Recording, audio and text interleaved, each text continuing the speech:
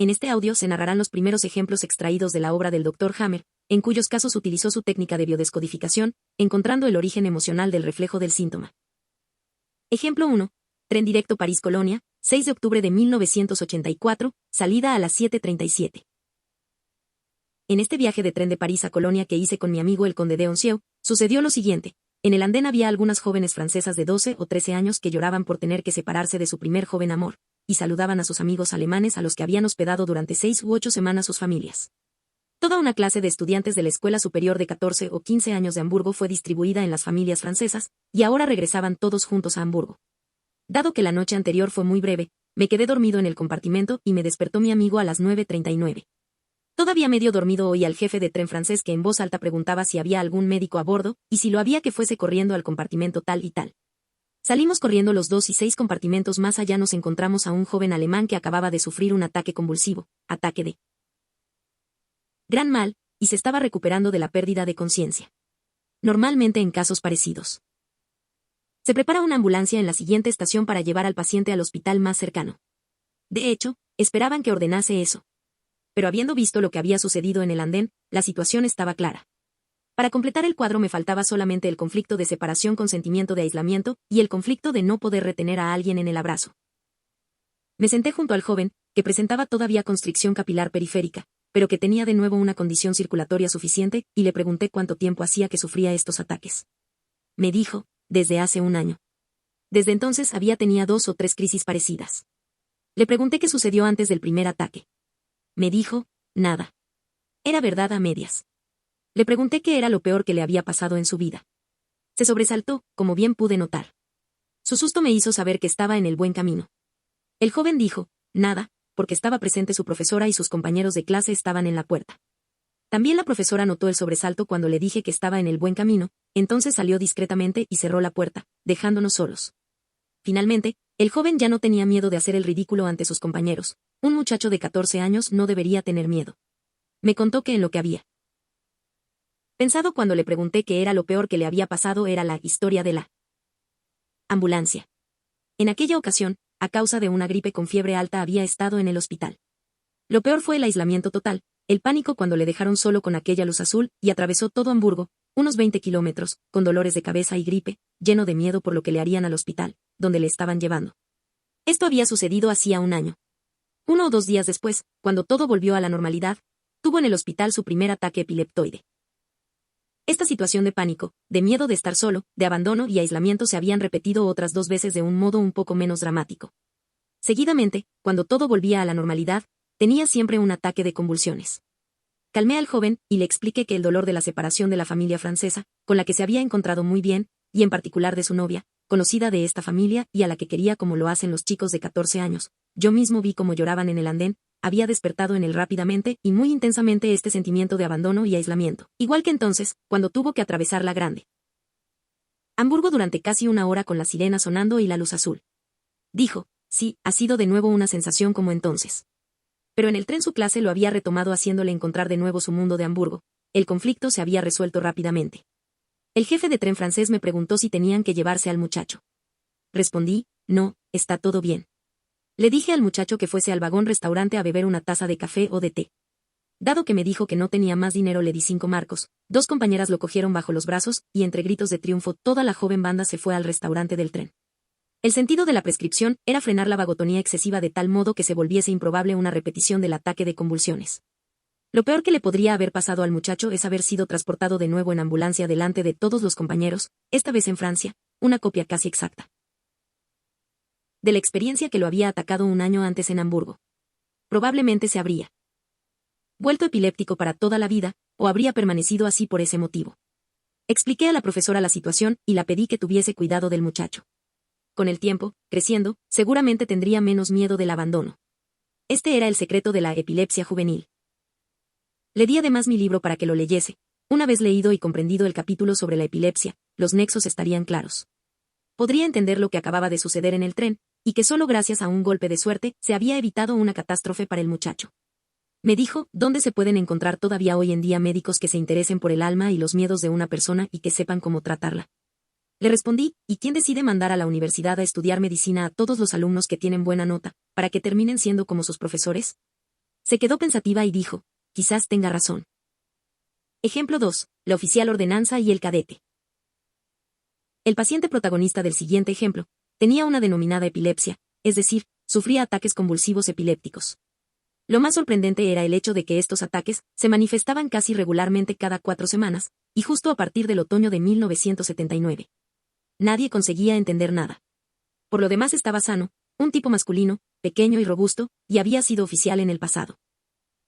El paciente tenía un conflicto de territorio y uno de rencor en el territorio con epilepsia, es decir, tenía un conflicto de territorio que incluía a la corteza cerebral motora. Cada mes tenía una recaída, cada mes una solución y tras esta conflictólisis cada vez el correspondiente ataque epiléptico. En 1979 el paciente había tenido un nuevo jefe, que era más joven que él y era solo un cadete, mientras que él había sido oficial en la guerra. Cuando el nuevo jefe llegó y los dos quisieron pasar por la puerta, el paciente dijo: «Pase, los jóvenes tienen preferencia». Esto fue una ofensa para el nuevo jefe, y desde aquel momento se declaró la guerra entre el exoficial, hoy subalterno, y el ex cadete, ahora jefe. Todos los meses el jefe le encargaba al paciente un nuevo trabajo que tenía que elaborar por escrito. La tensión estaba en el aire. El paciente creía siempre, y no sin razón, como al final resultó, que el jefe buscaba las ocasiones para echarlo por tierra. Eso era lo que cada vez constituía la recaída del DHS. Desde ese momento el paciente había estado en estrés, en simpaticotonía, particularmente cuando tuvo que referir los informes de viva voz. Siempre hacía un informe perfecto. En aquella ocasión se sentía nuevamente oficial de ordenanza. El joven volvía a ser el cadete cuando el paciente celebraba su informe y echaba por tierra las objeciones del jefe, es decir, del cadete. La noche siguiente tenía regularmente un pequeño infarto cardíaco, una crisis epileptoide de la mucosa gástrica y su ataque epiléptico motor. Curiosamente eso nunca le sucedió durante las vacaciones. Le revelé la llave del tesoro, es decir, la relación entre sus continuas recaídas de conflicto de territorio y la epilepsia que se manifestaba regularmente cada 4 semanas. Por casualidad le hicieron pensionista poco tiempo después. Fue a despedirse de su jefe, y el jefe le dijo: «Adiós, señor oficial de ordenanza», a lo que él respondió: «Adiós, señor cadete». Seguidamente tuvo un fuerte ataque epiléptico, por así decir, concluyente, y ya no más, porque desde aquel momento el jefe se quedó para siempre como el cadete. En estudio se indica el pequeño foco de Hammer lleno de edema, por el conflicto de territorio, en la corteza peninsular derecha. Así aparece una típica, podríamos decir, epilepsia de conflicto de territorio. Cada mes, tras la conflictólisis, se encuentra este FH edematizado, por el contrario, durante la fase de conflicto activo el edema desaparece. Así se desarrollan sustancialmente todas las epilepsias. En realidad, el paciente tenía cada vez una recaída de conflicto de territorio y una recaída de conflicto motor. Ejemplo 3. Epilepsia desde los 8 años. Esta mujer, que ya tiene 26 años, sufre de ataques epilépticos desde los 8 tras una terrible experiencia de miedo. Desde entonces, en caso de experiencias parecidas, cae siempre en pánico e incluso lo sueña. Cuando todo vuelve a la normalidad, tiene la crisis epiléptica. El padre había muerto un año antes de leucemia y entonces la joven mujer quería suicidarse. Dado que la experiencia precedente de miedo también tenía que ver con el padre, que siempre había sido su gran modelo, ahora sus miedos y sus sueños son peores que antes. En la TAC se ve un foco de Hammer en la corteza frontal a la izquierda. Tiene un visible edema, pero por el resto se ve que ya está cicatrizado. De esto se puede deducir que, desde los 8 años, cuando tuvo por primera vez un ataque epiléptico, se ha tratado siempre del mismo foco de Hammer. No se puede ver el FH izquierdo que está rodeado por el edema.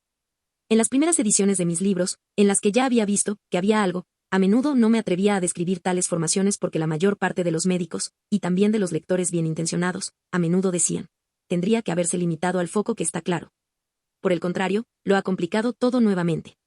Hoy mantengo que imágenes similares son muy interesantes. En realidad, tenemos un segundo FH en el lado derecho del cerebro, que corresponde al lado izquierdo del cuerpo, o también al lado madre diagonal niño, ocasionalmente también a él el lado padre diagonal niño. En el TAC se ve la configuración en anillos concéntricos indicada por la flecha, pero dentro se puede notar otra formación circular sin edema. Este es un fenómeno francamente sorprendente. Una gran configuración en anillos concéntricos, con el centro indicado por una pequeña flecha, como se observa en la fase de conflicto activo, puede ser casi electromagnéticamente homogénea. Entonces los cercos son casi del todo uniformes. Pero también puede ser no homogénea y consistir en una serie de formaciones circulares con o sin edema. En este caso, todos los focos de Hammer dentro de la gran configuración de cercos dispuestos concéntricamente muestran actividad conflictiva. Sin embargo, ninguno puede resolverse separadamente, en virtud de una situación o una evolución conflictiva especial y específica. En el presente caso tenemos un conflicto de miedo-asco que avanza hacia la izquierda, hipoglucemia, conflictos motores de las dos piernas, conflicto del oponer resistencia, conflicto de desvaloración de sí mismo en la relación padre-niño, así como un conflicto sensorial padre-niño. Cuanto mejor van siendo nuestros aparatos, mejor podemos reconocer y distinguir las cosas particulares. Como hemos dicho, en el lado cerebral derecho están todos los FH en actividad conflictiva, según mi opinión desde hace 18 años. La muchacha entonces entró, en la práctica, en una constelación esquizofrénica con un solo conflicto que, sin embargo, tenía distintos aspectos. Hay que suponer que la paciente no permaneció durante mucho tiempo en esta constelación esquizofrénica, pero que tuviese recaídas conflictivas. Esto hay que entenderlo del siguiente modo: mientras que a la izquierda hay actividad conflictiva, existe claramente la constelación esquizofrénica. Si el conflicto a la izquierda se resuelve, porque un aspecto, es decir, el susto, desaparece, entonces la constelación esquizofrénica se anula. Sin embargo, otra vez se produce un retroceso, y debido a la duración de la crisis epiléptica. Esta es la razón por la que anteriormente se ha considerado la denominada epilepsia como una enfermedad del espíritu o psicopatía. Una parte de los pacientes no tenía solo las convulsiones, sino que estaba loca, coincidiendo con el ataque. Justo como los que hemos descrito aquí.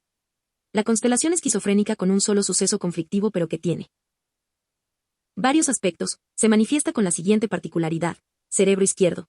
El conflicto de susto y el conflicto de miedo-asco pertenecen al lado cerebral izquierdo, porque una joven diestra es normalmente ya una pequeña mujer.